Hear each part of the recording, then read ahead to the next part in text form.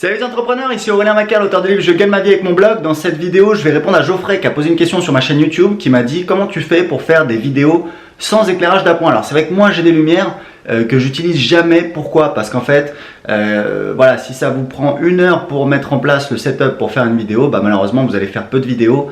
Et évidemment, j'ai envie de publier un maximum de contenu sur ma chaîne YouTube pour avoir plus d'abonnés, plus de personnes qui me découvrent, plus de personnes qui s'inscrivent sur ma chaîne YouTube et plus de personnes qui achètent mes produits, parce que j'ai un système qui permet de convertir en fait les abonnés de ma chaîne YouTube en clients en passant par ma newsletter. Donc c'est hyper important.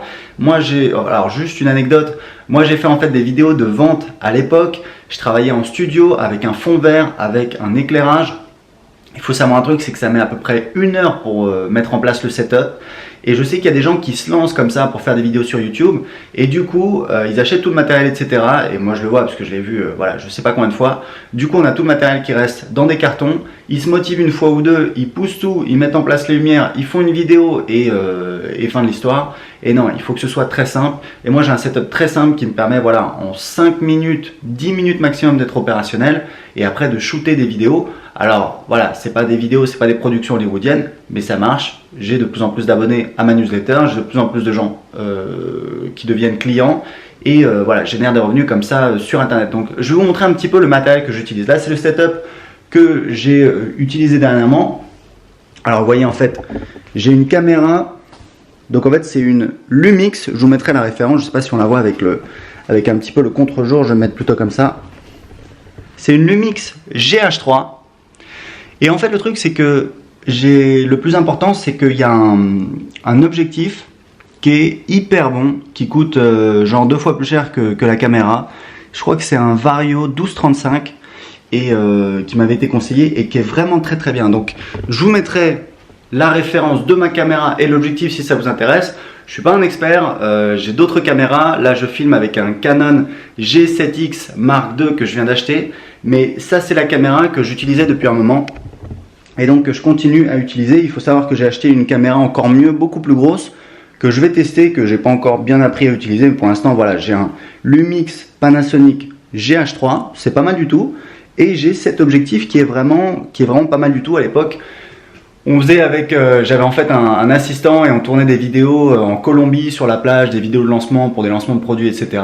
Et voilà, cet objectif est vraiment très très bien et c'est celui que j'utilise maintenant. Mais voilà, vous pouvez même avec des caméras vous débrouiller. Donc, ce qui est important, c'est au niveau du setup. Pourquoi? L'idéal, c'est de trouver en fait une bonne source de lumière. Et vous voyez, le truc, c'est que j'ai mis justement, et c'est pas par hasard, j'ai mis la caméra juste en face de la fenêtre et donc bien évidemment, j'ai la source de lumière.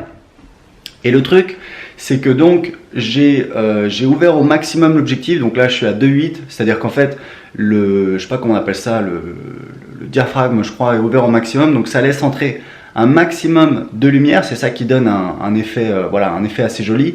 Et surtout, le truc, c'est que plus le diaphragme est ouvert, plus la profondeur de champ est faible. Ça veut dire qu'en fait, grosso modo, ça crée une espèce de flou derrière.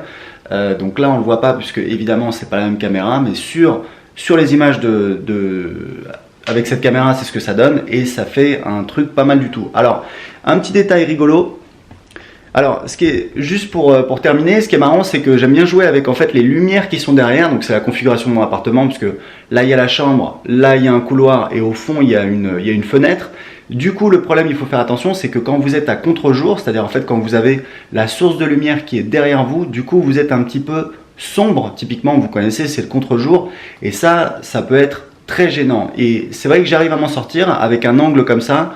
Ça me permet d'avoir, en tout cas avec cette caméra et avec celle-ci aussi, ça passe pas mal du tout. Je suis pas très sombre, alors que j'ai une source de lumière importante. Mais ça donne un bel effet qui vient un petit peu, voilà, qui vient illuminer un petit peu le fond. Et pour terminer sur la lumière, le truc qui est marrant, c'est que en fait ici on a une fenêtre et je me suis dit je vais l'ouvrir puisque comme ça je vais être éclairé de ce côté-là. Et en fait, l'image était moins bonne. Pourquoi? Parce qu'en fait, la lumière qui vient de cette fenêtre va surtout éclairer le mur derrière. Et du coup, vous avez compris, je vais être plus à contre-jour. C'est-à-dire que la caméra va avoir plus de mal à moi me faire ressortir en couleur parce qu'il y a trop de lumière en fait derrière moi. Donc, c'est possible au niveau technique de faire des réglages pour lutter contre le contre-jour. Typiquement, on va augmenter la lumière, l'exposition, moi sur mon visage. Mais du coup, ça va avoir tendance à cramer un petit peu derrière, c'est-à-dire qu'on voit un truc tout blanc, on voit plus les détails et du coup c'est pas très très joli. Donc voilà, c'était pour répondre à Geoffroy, c'est le setup que j'utilise.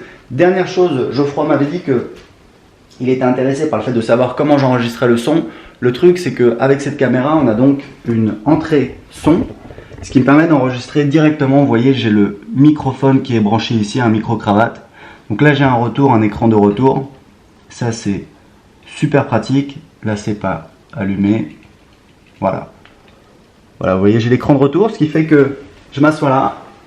Grosso modo, j'essaie d'avoir la tête placée sur une ligne de force. Donc vous voyez, j'ai la grille qui est activée. Hop. Et comme ça, ça fait un effet pas mal du tout. Et j'ai donc le micro-cravate. Et le micro-cravate, je vous le montre. C'est un micro que j'utilise depuis des années. C'est un ATR 3350. C'est un micro-cravate un peu spécial parce qu'en fait, il a une source d'alimentation. Il a une pile bouton. Donc il faut faire très attention à bien l'éteindre. Sinon, bah voilà, la pile bouton, elle est cramée tout de suite.